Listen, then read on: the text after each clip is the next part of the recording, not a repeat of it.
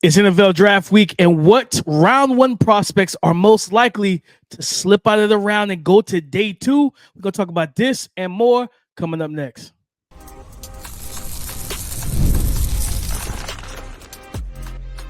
You are Locked On NFL Draft, your daily podcast covering the NFL Draft. Part of the Locked On Podcast Network, your team every day.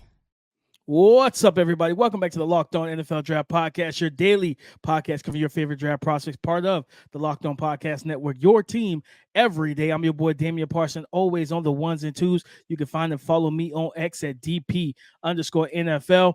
I am a senior draft analyst, and thank you for making Locked On NFL Draft your first listen today and every day. Shout out for being our everydayers. And you know I got to kick this intro to my guy, Mr. LSU himself, Keith Sanchez. You can find and follow him on X at TheTalentCode. You talk to him, baby. What's up, Locked On family? Let's get locked in. This is Keith Sanchez, 2019 national champ, and the other side to this dynamic duo that we love to call the Locked On NFL Draft Podcast, where we bring you the number one draft content. DP, it is draft week, man. It is draft week. We had mock draft Monday.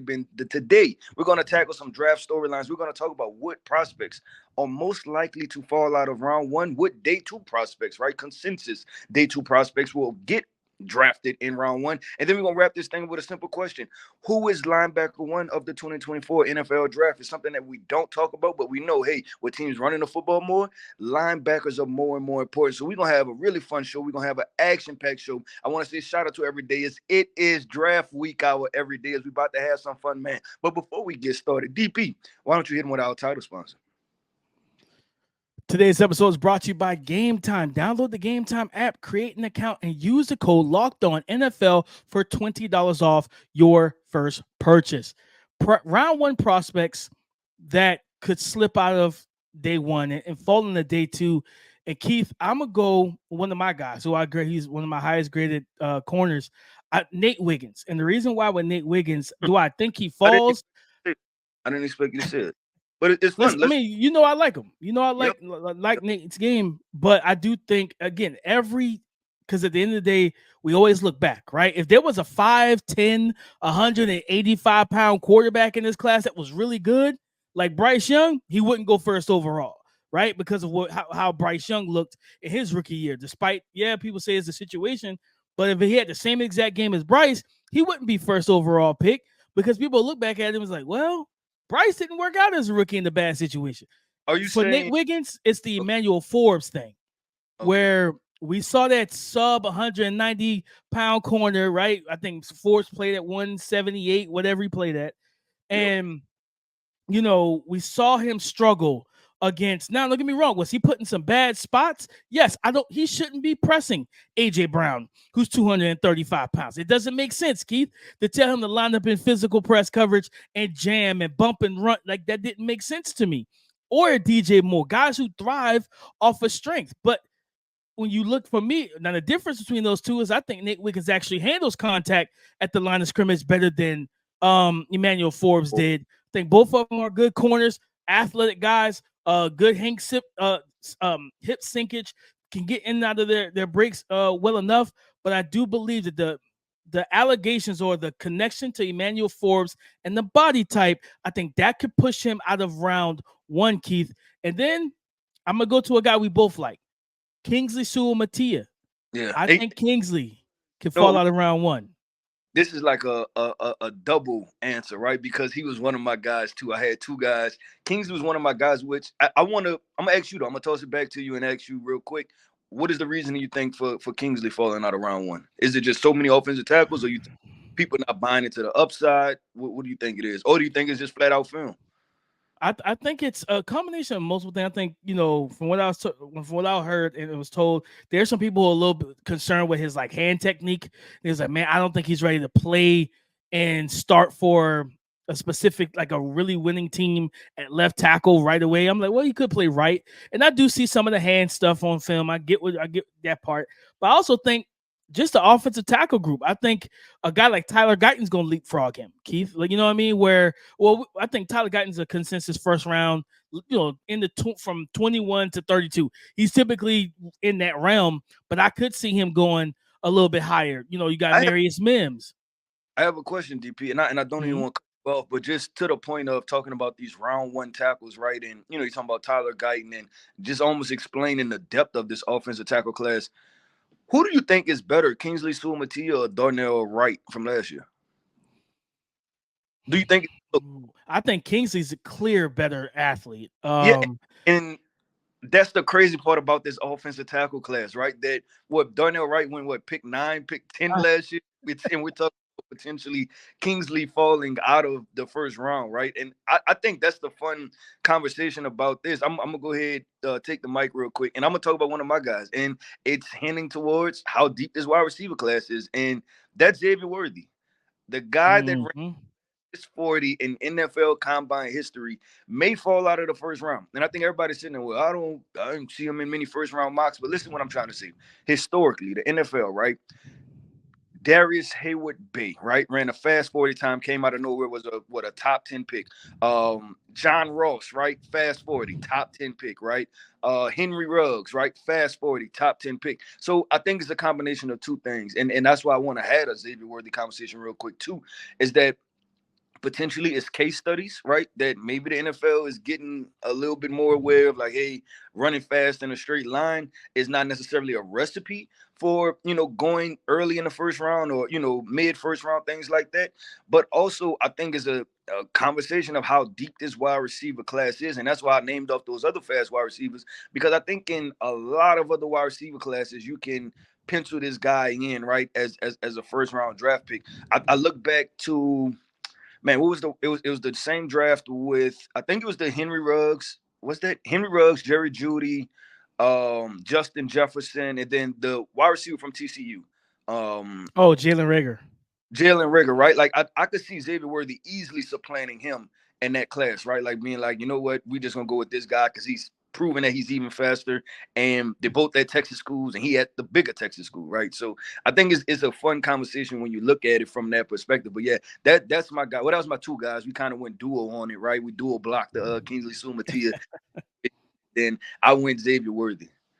No, and I think that's a good point with Xavier because the NFL has always loved speed, especially at the receiver position, right? We've seen, and not just at the receiver, we've seen Isaiah Simmons, who ran a 4.39 at linebacker, go, top 15. We've seen the NFL fall in love with guys who the RAS score, the relative athletic score, right? And I had, Kent Lee Platty, aka Math Bomb from Twitter, who does those, who creates those graphics, who does the numbers and everything. And he talked about, like, yeah, it's a part of the process, but it can't be the whole process. And we've seen teams draft, oh man, he's got 991 RAS. Man, go ahead and draft him in the second round. Like, does he fit what you want to do? It's good. And I do think Xavier Worthy is a good player, but like you said, with this wide receiver class, I could see him slipping down the board. Because you're going to also question, like, all right, what does he give you at the catch point? If he is tightly covered, what does he give you in terms of contested catch situations?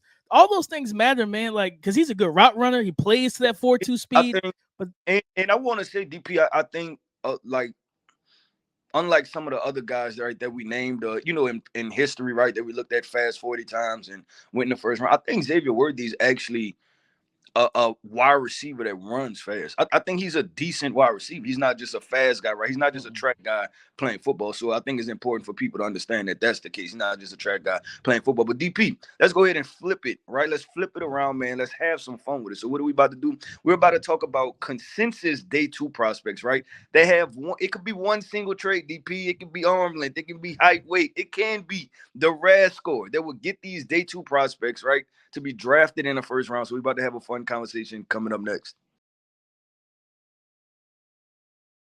You shouldn't have to worry when it comes down to buying tickets to your next Major League Baseball game. And it shouldn't be as stressful as it can be. But let me introduce you to Game Time. Game Time is now an authorized ticket marketplace for Major League Baseball, which makes getting tickets even faster and easier. Prices on the Game Time app actually go down the closer it gets to the first pitch, with killer last-minute deals, all-in prices, views from your seat, and their lowest price guarantee.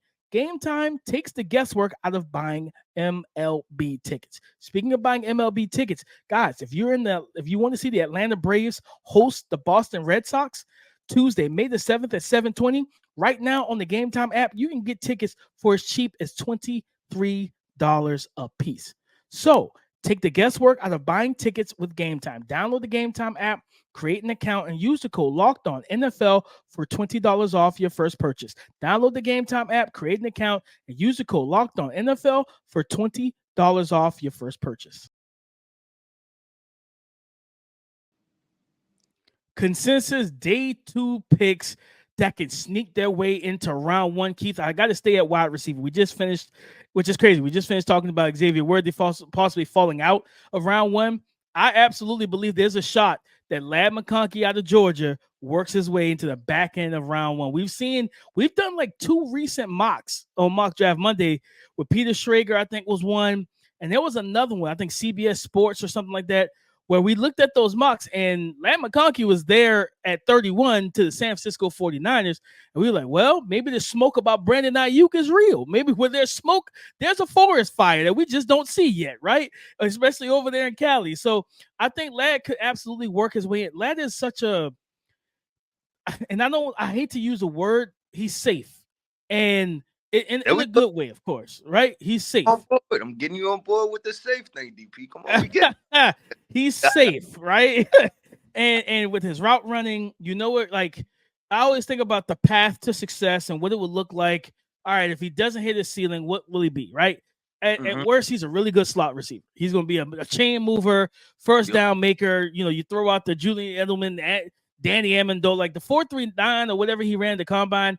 I'm not going to lie. I don't see that on tape. I'm not even moved by that at all.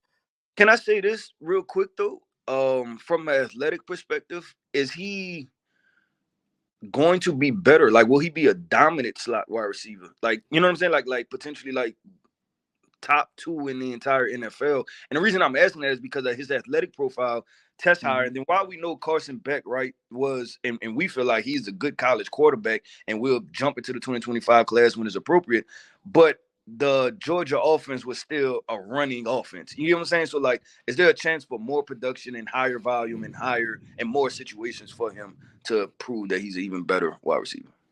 Yeah, I think if he goes to a situation, kid, like, you know, where we saw New England, those style offenses where the point man in the receiving room, you know, the pecking order, it wasn't the X receiver, right? It wasn't the Z receiver.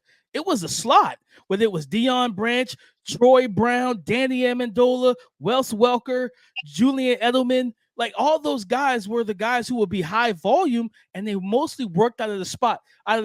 Those option routes, those crossers, slants, whip routes, those quick hitters where Tom Brady and his intellect was like, you know what? I see what I see. Okay, I like what I see. Boom, get the ball out. Get to your guy at 3 to 5 yards. Let him get yards after the catch, right? That's the type of kind of West Coast type of scheme, but they were more spread out, kind of like modern day. 11 personnel, shotgun, stuff like that. But they would run a lot of the stuff we saw with San Fran, where it was a lot of quick extension of the run game. The quick passing game was an extension of the run game. I think if you put him in a situation like that, 100%, I think he could be very, very productive. I think also it's a situation with me is like with Lad, I do feel like he's going to be a role-specific guy. I've seen people throw out Antonio Brown. I've seen some wild comps, you know what I mean, because he ran fast at the combine. I ain't going there. I'm not doing that. I do like Lad, but I think if for me is if you get him with a wide receiver that teams don't want to, or offense where teams can't press 85% of the time, I think he's going to cook. But if you get in a situation where teams are like, okay, there's nobody in this room that scares me off the line of scrimmage, oh yeah, I'm coming up right in your face. I'm getting in your grill. I'm rerouting you. I'm getting hands on. I think that's where it could be a little tricky, but I think he sneaks into. I think there's a shot that he sneaks in because, again, San Fran, who knows what happens? You know, Rashee Rice. I think Roger Goodell. I heard that Roger Goodell said something or mentioned something. There was some mention about Rashee Rice being suspended, so we'll see how many games. Like, right, you know.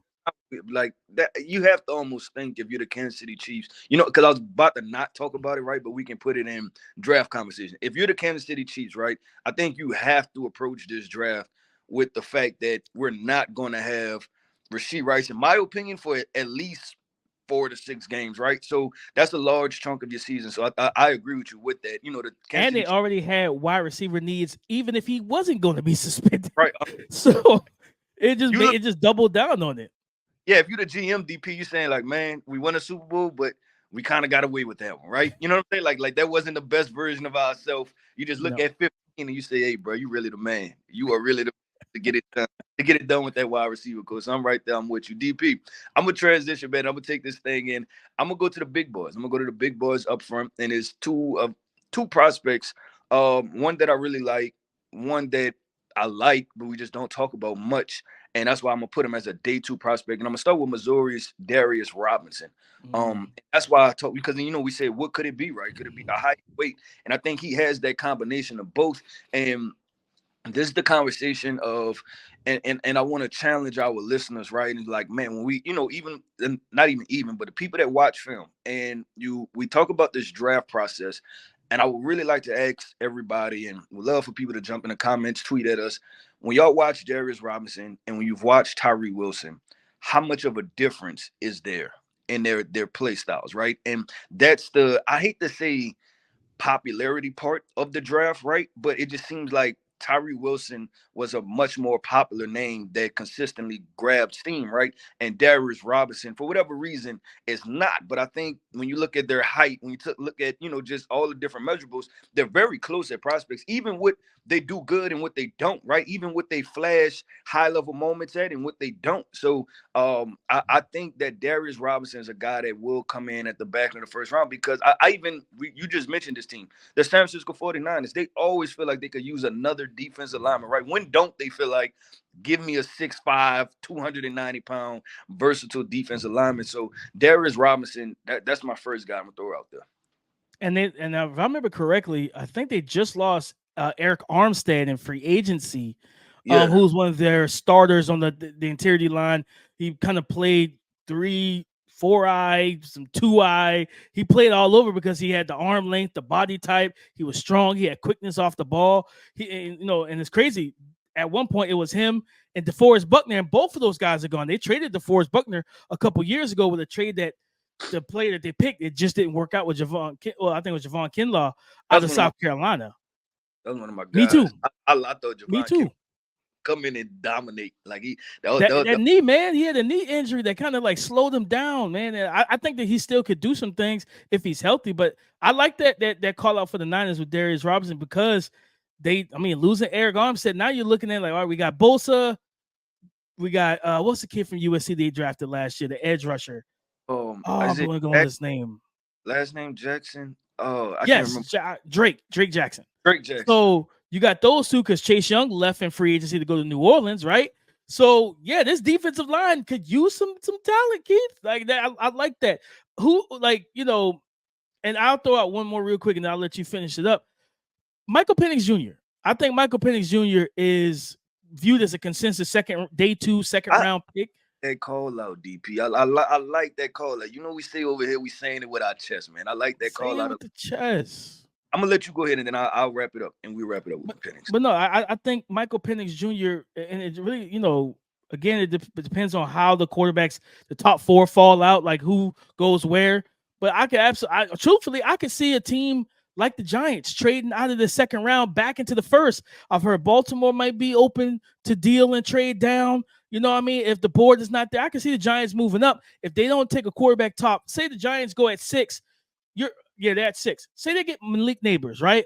And now you got Malik, you got Jalen Hyatt, you got Darius Slayton, you got Darren Waller, and then you trade up from that 47th pick, I think, which is the Seahawks pick, I think, original pick, and you trade up to the 30th pick, which is the Ravens. You get Michael Penix Jr. Now you kind of let everybody know, Danny Dimes, you got camp, buddy. Like if you ready to go, cool. But if you're not ready to go, we got a guy that we feel we can walk into the season with and win with. And I think Michael Penix Jr. can sneak his way in to the first round.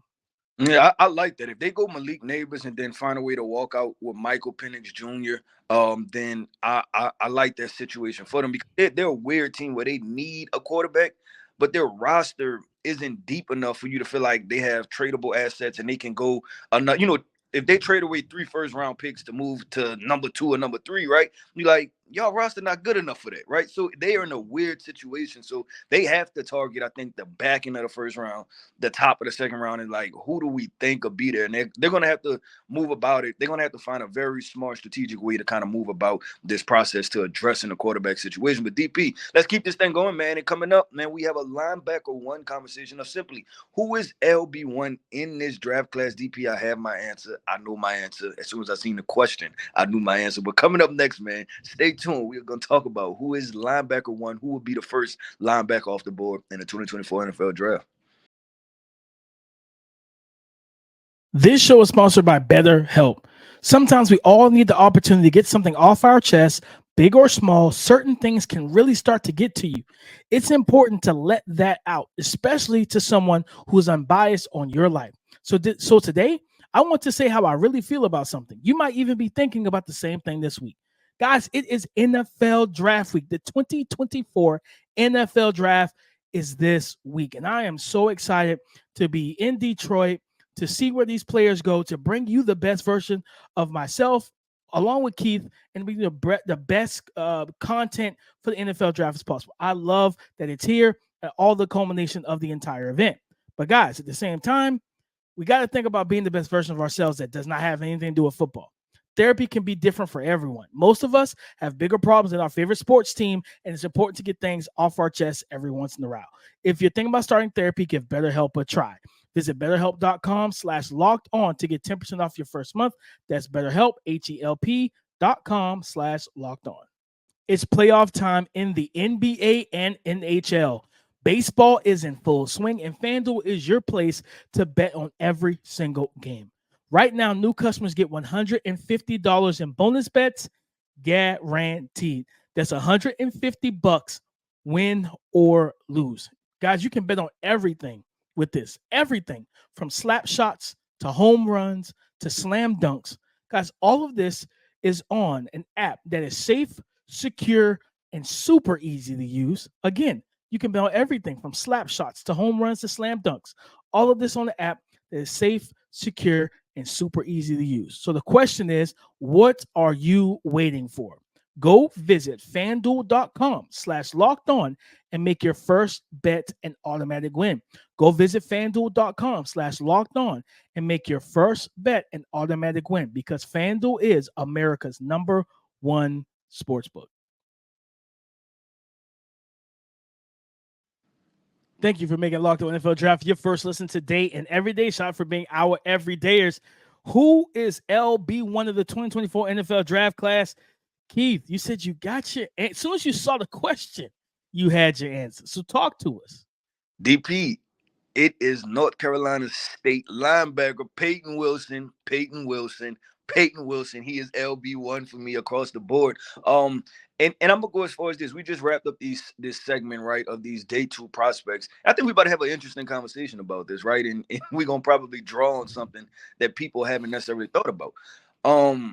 And the conversation was, oh man, this is a really good guy, like a really good football player, right? And like I said, he checked the box for me at the podium. I was like, yeah, this is what they call it, a war daddy, right? Like he's ready to rock and roll.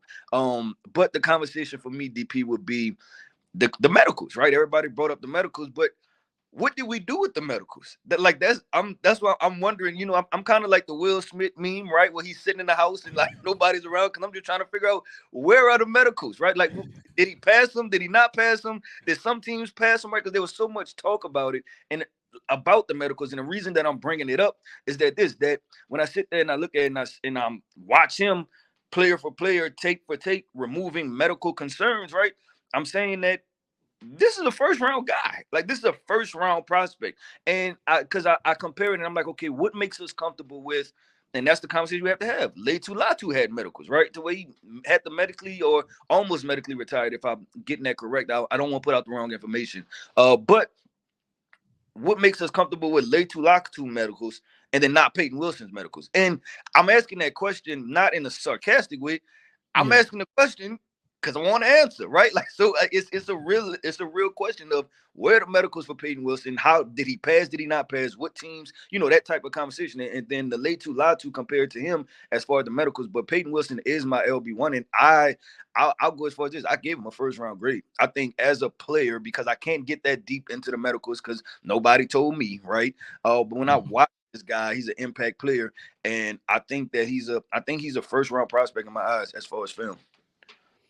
Yeah, I mean, Peyton Wilson's a really good player, man. Like, the guy that wears multiple hats on the defense, jack of all trades. He can blitz, drop off in the coverage. He'll run, defend. Outstanding athlete, as we saw at the combine, running sub 4.45, 4.43 in the 40. Like you said, like just the mentality he has and he plays with. I think for me, he's my LB2. I love Edgerrin Cooper out of Texas A&M, right? And when you look at the body profiles, a little different. Yep. Nah, because a little different. Yeah, disagreements, right? But this one, this is one of those where you just kind of shake your head. I could see that. I mean, well, Peyton Wilson, 6'4", 233, ran 4.43, 1.54, 10-yard split, 9.11 broad, all that good stuff. And then you look at, Edgerrin Cooper, 6'2", 230. And this is the biggest discrepancy between those guys in terms of build. Besides, like Cooper, he came in 3 pounds lighter. 34-inch arms on a linebacker is crazy work. Yes. Like for a linebacker, that's outstanding wingspan and arm length. He ran the 4.51, 1.54, 10-yard split. The vert and matter of fact, the vert and the broad are almost, the vert is identical. The broad is just off by one. Like, he jumped 9.10. Peyton jumped 9.11. But Peyton, came in at 30.5-inch arms, and it does show up on tape in terms of taking on blocks, shedding in the run game. If he's like, for me, I think Peyton, he's an ideal outside backer where you allow him to just play with his hair on fire, where he's kind of containing, he's outside containing. I don't want him as a middle linebacker trying to have to deal with those not pullers, but those guys climbing up that duo block, right? You know what I'm saying? With that center and guard double teaming that nose tackle and climbing up to him. I don't really like that situation with him having to take on that block from that middle linebacker position. I think it's a better thing for him to be able to kind of use the shoulder, squeeze down from the outside, and still maintain outside leverage. I think that's the best place for him. When I look at Edgerrin Cooper, man, like the athleticism shows up on tape, the instincts, the ability to play coverage, man-to-man zone, he blitzes, he lines up on the edge and rushes the passer. He also drops off as a spy. And when you think about now, like again, Lamar Jackson is a whole different monster, but still, like you think about the Lamar Jacksons, the Josh Allens, Joe Burrow can move. You know what I mean? You need guys that can contain. You got to contain these quarterbacks nowadays, Keith. If you can't move, baby, at the quarterback position, you limited my offense, dog. Because when everything's covered, can you still get 5 to 7? I don't need you to always get 60. If you can get 60, that's great. But if you can get 5 to 7, I'm good with that as well. We saw what Brock Purdy isn't always lauded for his athleticism, but he's a good athlete, right? He's a good athlete at the quarterback position. And what happened in the playoffs against Detroit when they did cover well? His legs hurt them time and time again in that playoff game. What did Steve Spagnuolo say? Justin Reed in that second half, let's walk down into the box, big fella, and let's spy him. Let's take away those layups for him, because now it's like, okay, you're taking away you're playing sticky coverage, but also I can't get out the pocket. So I need linebackers that can do those things. I'm not saying that Peyton Wilson can't, but I've seen Edgerrin Cooper do it at a high level. The game against Bama, Jalen Milroe, keeping him in the pocket, tracking him when he got out the pocket, that's a hard task. And also tackling him one-on-one in space. I just think this young man, he sheds blocks better. And I think there's still room for him to grow as a player, where I think those are my top two. And if linebacker wasn't so devalued, Keith, I wouldn't mind both of those guys being first-round picks if the medicals are clear, because I think that they're impact players in the linebacker position. I agree 100%. And I think this is actually talk about this. This linebacker class is better than what people talk about. Like there's tiers, there's impact players, there's tiers of hey, this is a solid football player. There are plug and play players, right? There are tiers of it to where you can find second, third round guys, but also that like they're solid football players across the board. So if your team needs a linebacker, there are selective guys you can go after that can immediately impact. And they're not small 220-pound guys, right? Like these guys 235, they can get up to 240 and things like that. But DP, that wraps up another episode of the Locked On NFL Draft Podcast. Man, I want to say shout out to every day. Thank you for tapping in with us each and every single day, especially for draft week, man. We are your number one NFL draft content source. To tell a friend if they're trying to find everything NFL draft, come see us over here at the Locked On NFL Draft Podcast. I am Keith Sanchez. You can find me on X at The Talent Code. That right there is my co-host, my guy, Mr. Damian Parson himself, man. And you can find him on X at DP_NFL. And like we always like to say, man, y'all come talk to us because we like to talk back.